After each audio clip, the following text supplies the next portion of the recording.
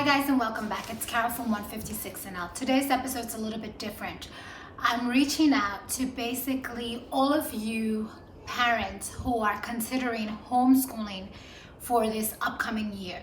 So in the trenches of everything that has occurred here in the United States with COVID-19, a lot of us are actually very serious about homeschooling or the possibility of homeschooling our kids.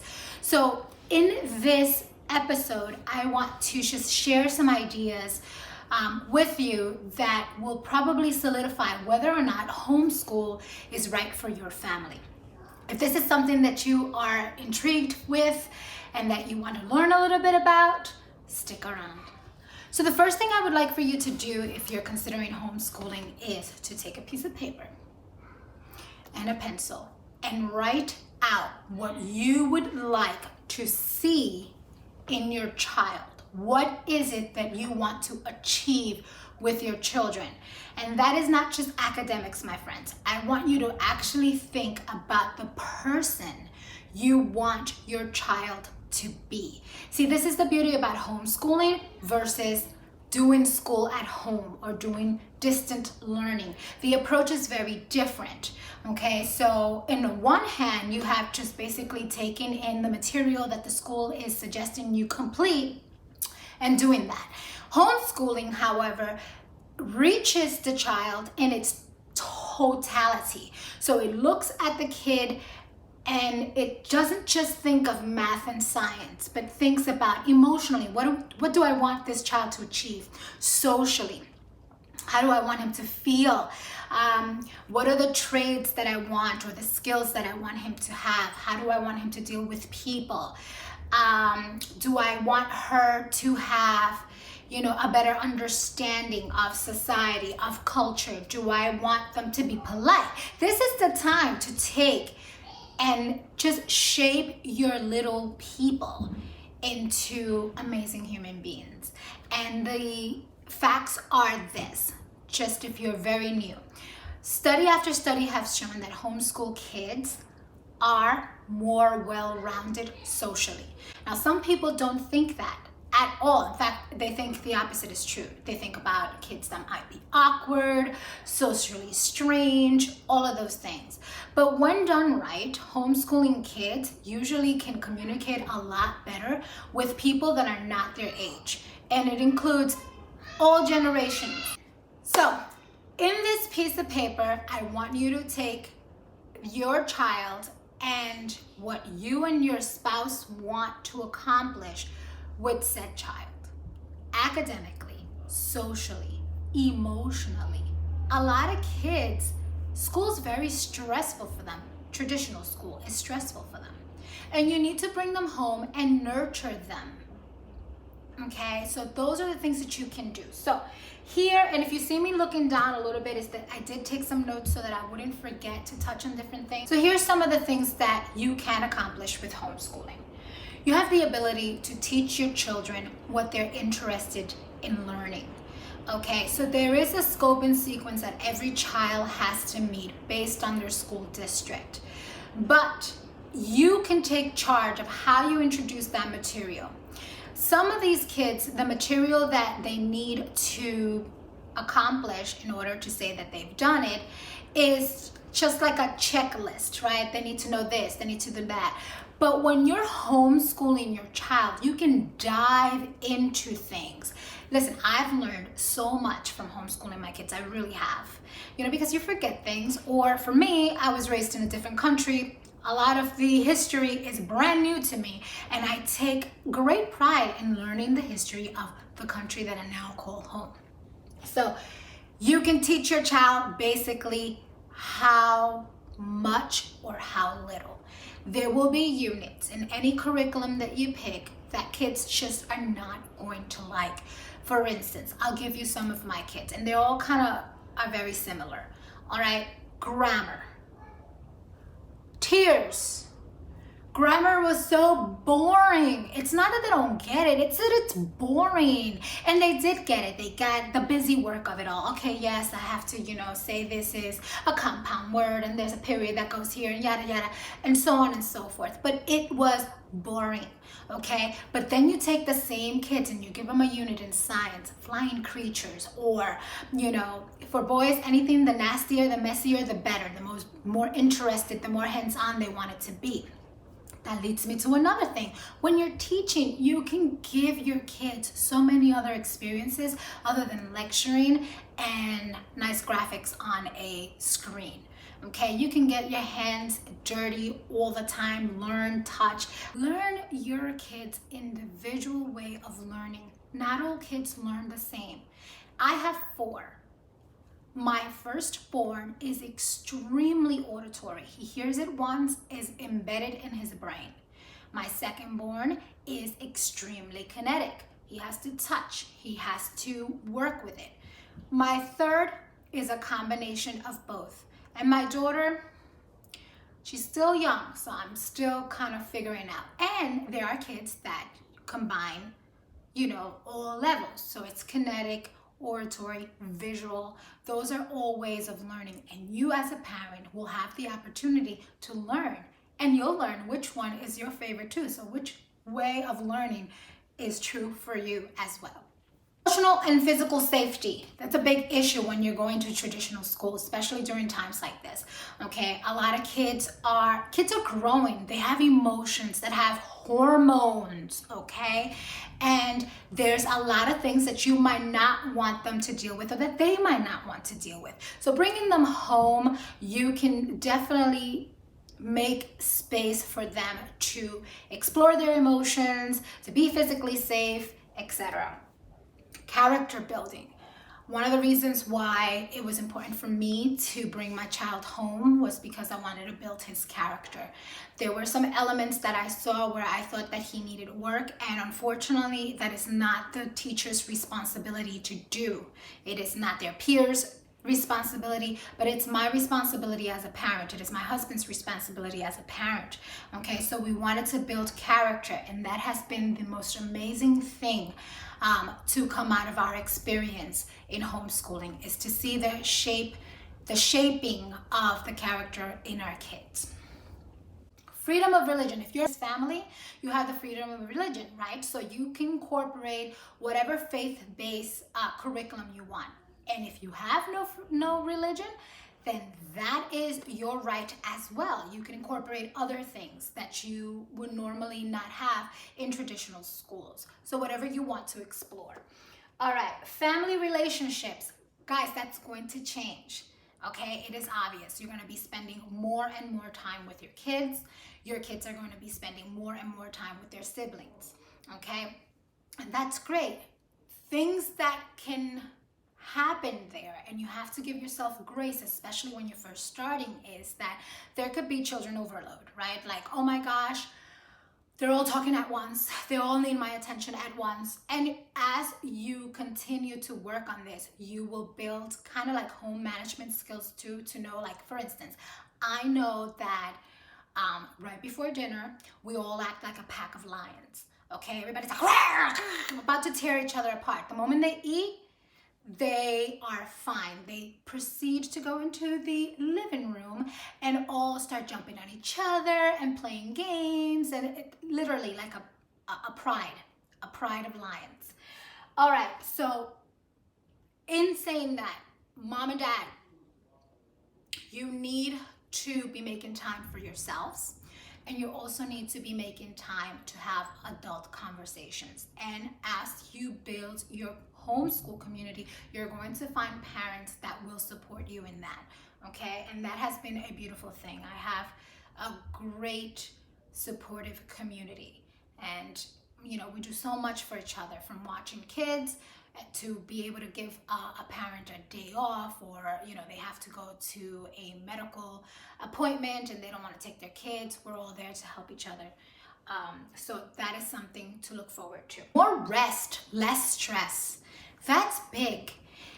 You don't have to be busy all the time in homeschool. In fact, quiet times are the best time for cognitive growth on a child. It's where they allow their minds to imagine, where they start critical thinking. It is a critical time and something that they don't have enough of when they're in school because the logistics. It's not to knock the school, but the logistics are that there's so many kids in one classroom and they have to do things, to be able to squeeze all their subjects in. Cons that you need to prepare yourself for. Expenses, okay? You can be crafty with homeschool, guys. You can just use the library and your kids will still be okay. There's so many, especially nowadays, there's so many amazing resources online. But be aware that resources are online do not take your place, mom and dad. They do not take your place. They help, they support, they build, but they don't take your place. Your child still needs your interaction. Okay. Research shows that homeschool kids tend to do better on standardized testing. And I am going to be gifting you with the biggest secret out there.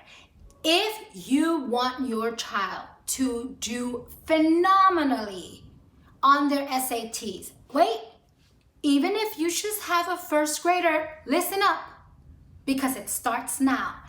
If you want them to do wonderful on their SAT, mom, dad, teach them to read. Teach them to read well.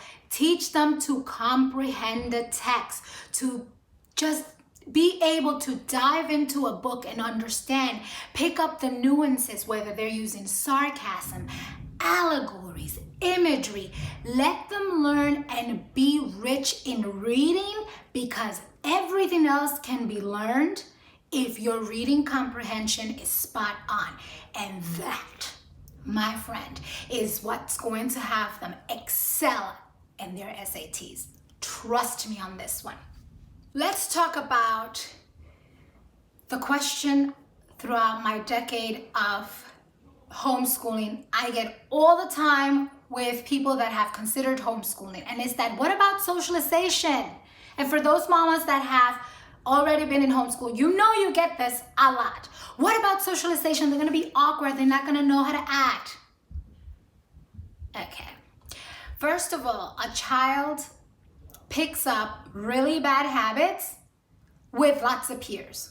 Because when my kids were in traditional school and they came home, I spent the better of my evening correcting behavior that they picked up from their peers. So it's a double-edged sword, right? You don't want your kids to be awkward, then if you see a behavior that you don't like, you correct it. I'll give you an example. One of my kids had a friend who was extremely shy. And being shy is who that person is, right? So you don't want to invalidate the fact that they're shy. However, at the same time, you have to gently push and let them get out of that shyness, especially if the shyness is becoming a hindrance. So what happened was, my, at the time, 6-year-old, 5-year-old maybe, child mimicked that behavior. We introduced him to someone and he tried to hide behind his dad. Well, we were not accepting that. It's impolite. You don't do that. And so without embarrassing him, we did say, you need to shake hands or whatever. And then when we came home, we had a long talk and we explained why that behavior is not acceptable. It doesn't take away from someone who might be shy, but you have to be respectful. Okay? So the same goes with socializing. You can socialize your kids at home with your child and yourself. And guess what? There's also a large community out there. If you look for them, you will find them. There's homeschool groups online. There's homeschool groups that you might find at the library. There's friends right now that are probably going to be joining you in homeschooling, okay, because of the situation in traditional school. So Go out there, reach out to people. You will build a community. And trust me, as you plug in your kids in, like for instance, for us, community service is a big deal. We make sure we do a community service project maybe quarterly, okay? And I have my kids engaging with the elderly, middle age, you name it, they're engaged. And so they have a lot of social groups, from their own peers to older people that they value, and now that they see that those people support them, okay, and that they serve them as well. So socializing, please do not let that keep you from homeschooling your children, because socializing is a myth. They are better socialized. So I hope that some of the things that I spoke about kind of triggers some conversation. You need to be on the same page with your spouse if you're going to succeed. Some spouses, you need to be worked on, okay? Especially if both you and your spouse come from traditional public school like me and my husband did. At first, we had a family that homeschooled and we were like, I cannot homeschool. This is not for me. I'm not qualified. Let me tell you something. Yes, you are.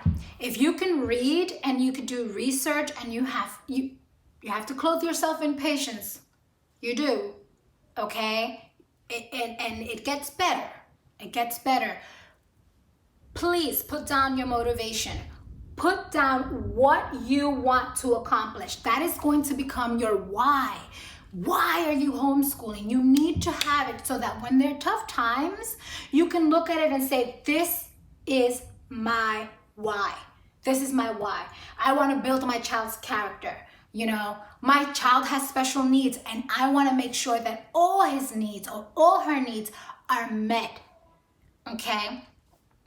Get in it and make sure that this is not just an academic thing. Homeschooling is not distance learning, is not just learning at home. Homeschooling is a way of life. And homeschooling can be very much like school, very eclectic, like my style, which is, we have some sitting time where there's some lessons, and then a lot of outside time and a lot of discussions and a lot of play. And that's how we learn science and histories and current events and, math skills when we're baking. So your life at home becomes your classroom. So if you're new, let that sink in. Is this something that you want? Is this something that you want to accomplish? Do you think you can do this? And I say, if you do, welcome. Welcome to the party. It gets nasty, gets sticky, it gets hard, but we all have some fun at the end of it, okay? And it's your relationship with your kids, man, is going to be the time. Think about this. If your kids are just in school, let's not even talk daycare, okay, or after school, just the time that they spend in traditional school, give or take that 6 to 7 hours, let's say, that's 6 or 7 hours daily that you do not get back. Okay, you don't get that time back with your kids. But that same time be important to your kids. Even on bad days, it's better than any day away from them. Trust me on this.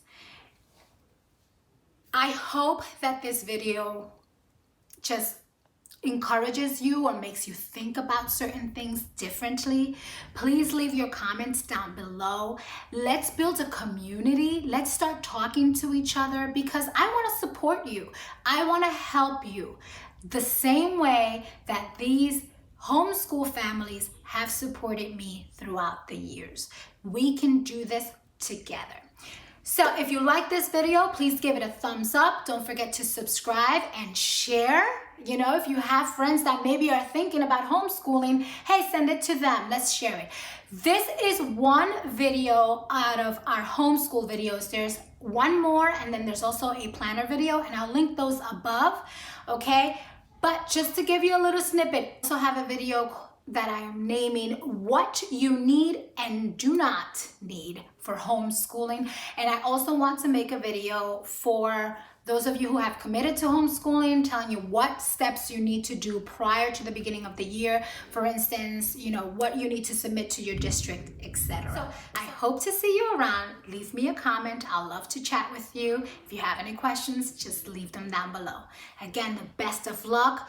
Don't forget to write your motivation. Why? Why are you considering homeschooling?